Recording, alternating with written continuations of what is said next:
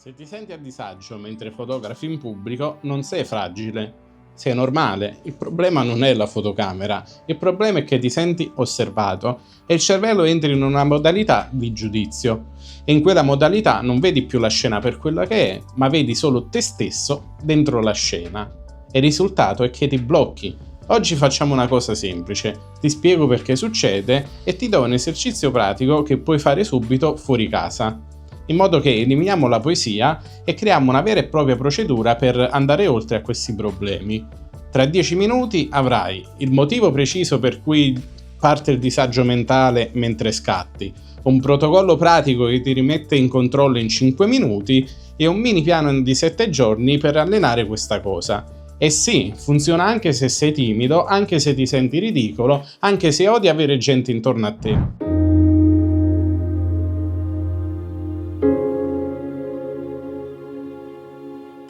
Ok, perché succede davvero?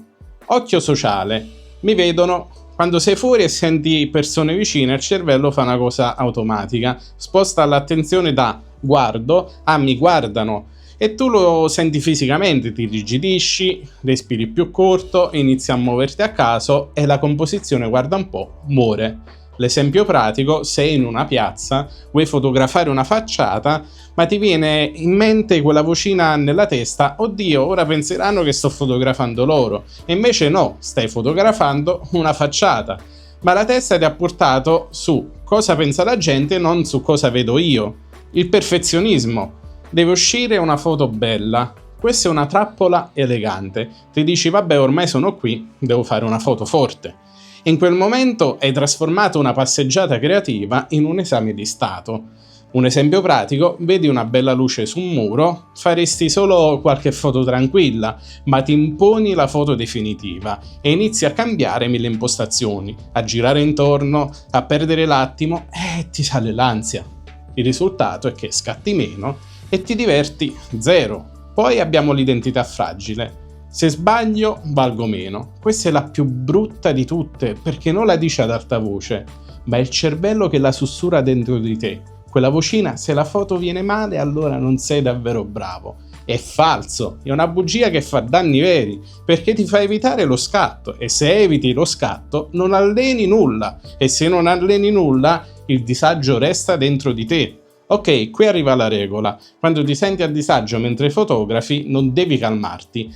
Devi darti un compito, perché la mente senza compiti inventa delle paranoie come hobby. E adesso ti do il compito più semplice e più efficace che io conosco per questo problema. Si chiama protocollo 3x3. Serve per spostare l'attenzione da io a processo. Funziona così: scegli 3 soggetti facili. Per ogni soggetto fai 3 inquadrature: largo, medio e stretto, e fai scatti lenti, non raffiche. Devi scattare come se avessi un banco ottico. Respira, componi e poi scatta. Adesso te lo faccio vedere in pratica. Ok, primo soggetto: questa ombra sul muro. Largo, prendo il muro, prendo l'ombra, prendo anche un po' di contesto. Medio, tolgo roba inutile, lascio solo quello che mi interessa veramente. Stretto, vado sul dettaglio della texture, la parte dove la luce spacca veramente. E vuoi sapere una nota importante? Già così il cervello si calma, perché ho una missione da portare al termine. Secondo soggetto: le linee, marciapiedi, ringhiere, cartelli, pali e così via, insomma tutto quello che trovi in strada.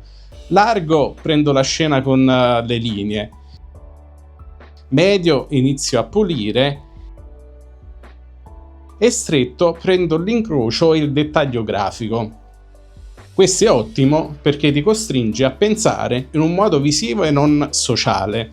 Il terzo soggetto, ahimè, l'umano. Ma senza tanto panico, non devi puntare in faccia a qualcuno come se fossi un cecchino. Fai una cosa civile: persona di spalle, oppure una silhouette, oppure un dettaglio, una mano. Parti dal largo, la persona dentro la scena. Medio, ti avvicini un pochino. E stretto, un gesto, un dettaglio, una mano, un cappuccio. Qui l'obiettivo appunto non è rubare foto, e allenare il cervello a stare in pubblico senza collassare nell'ansia. Vuoi sapere l'errore tipico? Ok, provo a scattare e vedo se mi passa. No, perché se vai a caso la testa torna subito su io, su mi vedono, su oddio. Il problema si risolve così: decidi prima i 3 soggetti anche in 10 secondi. Se vuoi te li do io, in modo che puoi avere una combo già pronta. Ombra, luci su un muro, linee come ringhiere, palazzi, strisce pedonali, un umano di spalle o una silhouette. Fine, la missione è già definita, devi solo cercare questa cosa. Ora, se vuoi davvero sbloccare, fai questo piano. Giorno 1, 3x3 in un posto facile. Un esempio può essere un parcheggio, un vicolo tranquillo, una strada laterale. L'obiettivo è fare 9 scatti, non fare dei capolavori. Giorno 2, stesso 3x3 ma con cambio luci, mattina o tramonto. Giorno 3, aggiungere un umano di spalle, anche uno solo, non c'è bisogno di fare 100 persone. Giorno 4, ripeti, ma prova a stare 10 minuti in più in un luogo dove c'è più passaggio, in modo da cercare e allenare l'occhio alla selezione. Giorno 5 fai il 3x3 e poi uno scatto audace. Ti avvicini di 2 metri rispetto al solito, non 10, 2 bastano.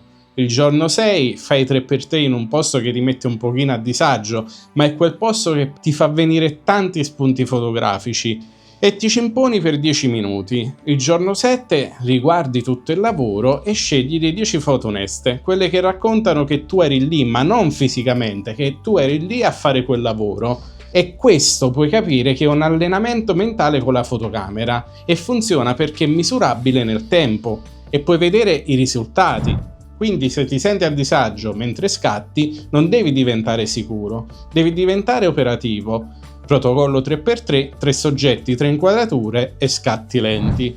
Ora dimmi nei commenti qual è la situazione che ti blocca di più: la gente, il perfezionismo o la paura di sembrare ridicolo?